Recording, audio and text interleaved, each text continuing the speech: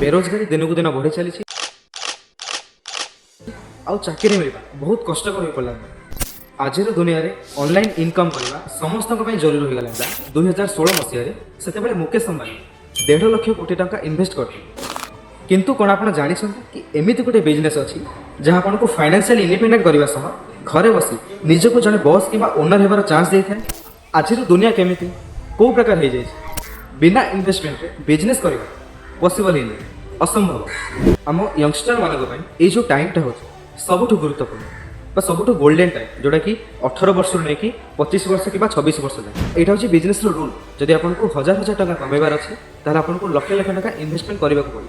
आ जदि लक्ष लक्ष टका कमेबार अच्छे ताहले आपको कोटी कोटी टका इन्वेस्टमेंट करने को ही पड़े। जॉब मिलवार चांस केते, कंपटीशन बहुत है। देशर सब क्षेत्र में भ्रष्टाचार केमिति भरी रही है। मोठू अधिका नॉलेज आपण मान पाखे थी मो मत जदि यंग एज में राइट प्लाटफर्म राइट मेंटर आउ राइट नॉलेज मिल जाए ताहले यंगस्टर बा युवपीढ़ी सब किसी करें। जब आप कौन गोटे भल कम करने को जाओ आजिका टाइम सोसाइटी ताहले आपको सपोर्ट करने अधिक अपोज करने को अधिक मिले। आप ना से डिस्कसन फ्यूचर विषय थाए आउ ना पैसा विषय थाए। जिते आम फ्रेंड्स मान सहित कौन कथबार्ता टाइम पास आजिका टाइम गोटे जॉब मिलवा बहुत कष्ट आउ बिजनेस करवा ताठ भी बहुत कष्ट। हेलो फ्रेंड्स, नमस्कार, जय Jagannath and welcome back to my YouTube channel. मु Saumya forever Odisha YouTube channel रे आपनको स्वागत।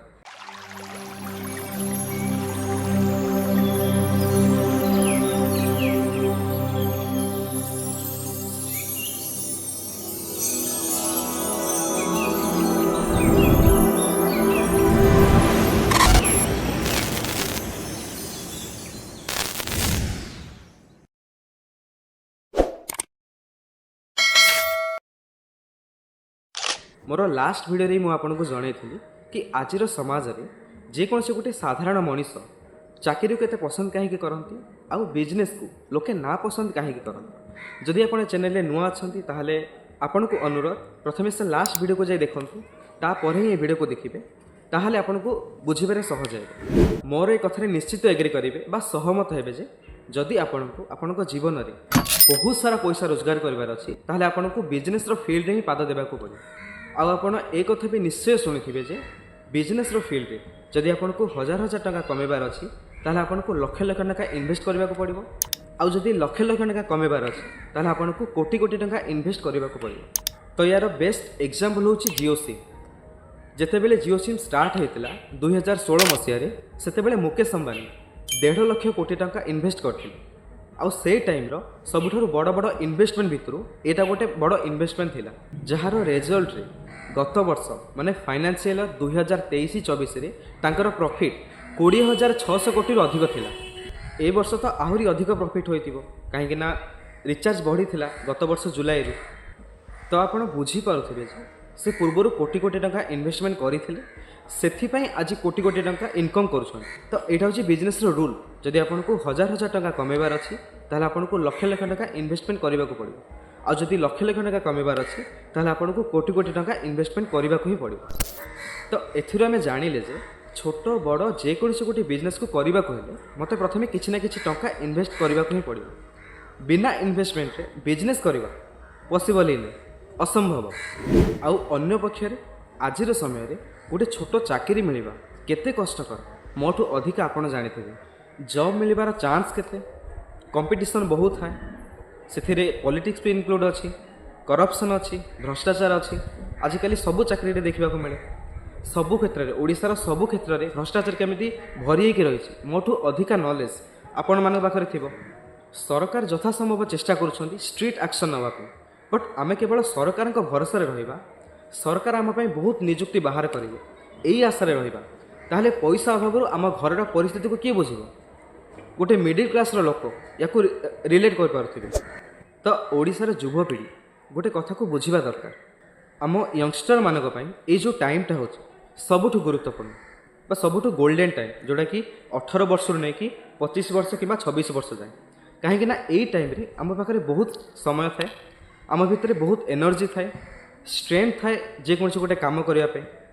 आउ गोटे रिसर्च जना पड़ी जे गोटे मनीष तार जीवन काल मध्य ये जो यंग टाइम माने 18 वर्ष रु 25-26 वर्ष भितर से जेतिकी पैसा रोजगार करने चाहे से सेतिकी पैसा रोजगार करें तार सामर्थ्य थाए तार पोटेंशियल थाए किंतु 25 वर्ष कि 26 वर्ष क्रॉस कला से चाहिए भी निज इच्छा मुताबक रोजगार करें।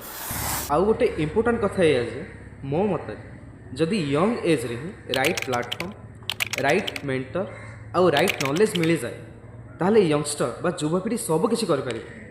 किंतु दुर्भाग्यर कथा होची आम सराउंडिंग रे थिबा नेगेटिविटी आपण थोड़े भावतु भाविया चेष्टा करंतु आज दुनिया केमिति कौ प्रकार हो जाए जदि आप कौन गोटे भल काम करने को चेष्टा कर ताहले आपन को सपोर्ट करने जगह लोके आपन को अवॉइड करेंगे रिजेक्ट करेंगे कि आपन को अपोज करने लोक अधिक मिले।